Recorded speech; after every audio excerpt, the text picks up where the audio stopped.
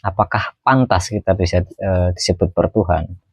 Sedangkan kita ketika beribadah untuk bersedekah saja, Tuhan kita kasih sisa-sisa, bahasanya gitu.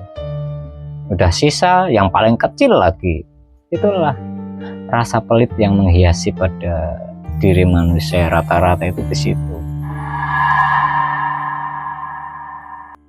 Assalamualaikum warahmatullahi wabarakatuh. Jumpa lagi dengan channel Spiritual Sufi Kisah Dalam.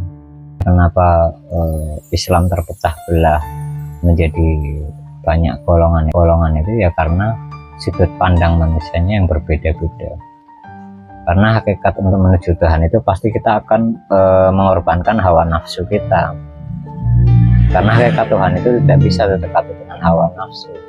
Nah, manusia sendiri walaupun beribadah 5 waktu tapi masih mengedepankan hawa nafsu, bagaimana mau menuju kepada Tuhan?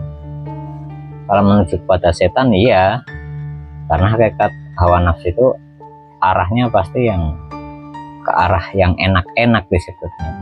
Kalau dikasih susah saja sedikit, pasti gelisah gitu. Nah, katanya menganggap Tuhan itu maha segalanya, tapi banyak manusia menuhankan hawa nafsunya sendiri, tapi rata-rata juga nggak pada sadar di situ. Jadi dikiranya itu benar, padahal masih dalam bayangan angan-angannya sendiri. Itulah yang terjadi pada umat zaman sekarang. Banyak yang tidak menyadari. Jadi karena maunya itu yang enak-enak, ibarat orang sholat, zikir, pasti yang diminta kaya lah apa. Siapa sih orang yang nggak mau kaya? Bahasanya kan begitu. Karena itu sebenarnya hawa nafsu semua. Karena hakikat manusia diciptakan oleh Tuhan itu sebenarnya hakikatnya hanya untuk beribadah saja, gitu. Bukan berarti di sini terus manusia tidak boleh bekerja, terus mencari harta duniawi. Bukan, silahkan. Hanya saja apa yang kita dapatkan itulah sebagai pengorbanan kita ataupun alat sebagai perjuangan kita untuk menuju kepada Tuhan itu tadi. Makanya kenapa Islam mengajarkan sedekah.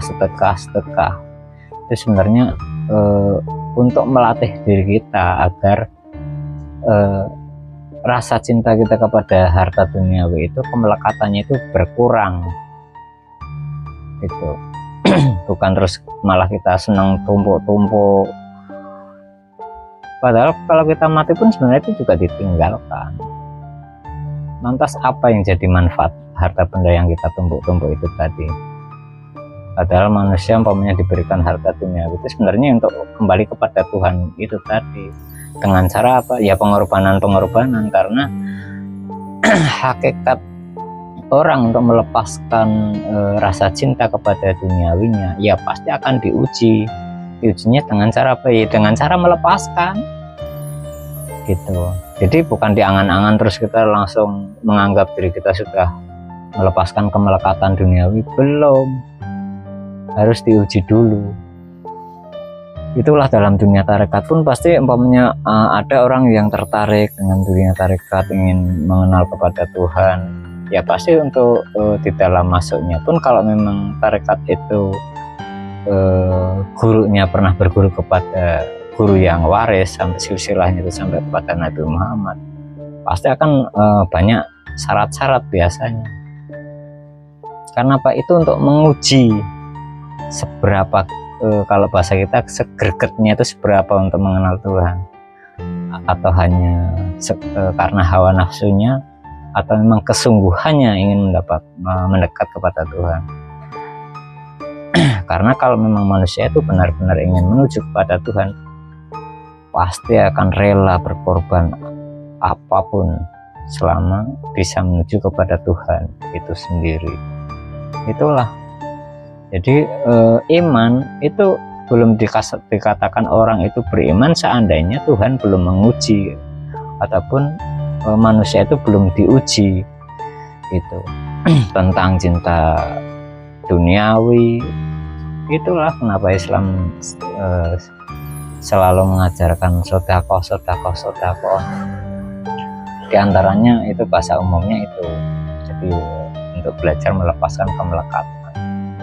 Jadi yang awalnya itu kita kalau umpamanya sedekah, yang kita ambil uang yang paling kecil, nah nanti kita akan dilatih agak besar begitu. Nggak bedanya begini, banyak manusia yang katanya mengaku bertuhan, tapi ketika disuruh untuk bersedekah ataupun bersedekah, intinya itu kalau bahasa kiasnya untuk menuju ke arah Tuhan, itu rata-rata yang dikasih kepada ataupun ke jalan Tuhan itu pasti yang sisa-sisa. Dan logikanya begini, dan masa Tuhan kamu kasih sisa-sisa, apakah pantas kita bisa disebut bertuhan? Sedangkan kita ketika beribadah untuk bersedekah saja, Tuhan kita kasih sisa-sisa, bahasanya gitu. Udah sisa yang paling kecil lagi, itulah rasa pelit yang menghiasi pada diri manusia rata-rata itu di situ. Yang jadi masalah, ngakunya kenal Tuhan gitu. Selama engkau masih mencintai duniawimu, mustahil kau bisa kenal Tuhan. Jadi di situ harus kau rontokkan dulu, harus kita rontokkan. Tanpa itu nggak bisa. Karena kemelekatan duniawi itulah yang nanti akan tidak bisa menaikkan rohani kita. Itulah yang menjadi belenggu disebutnya, belenggu duniawi. Kalau nggak kita latih dari sekarang, lantas kapan lagi? Itu baik, sementara sampai sini dulu yang bisa saya sampaikan. Terima kasih, salam bahagia selalu untuk saudaraku semua dimanapun berada. Salam persatuan, salam damai, salam Indonesia Raya. Wabillahi taufiq wal hidayah. Assalamualaikum warahmatullahi wabarakatuh.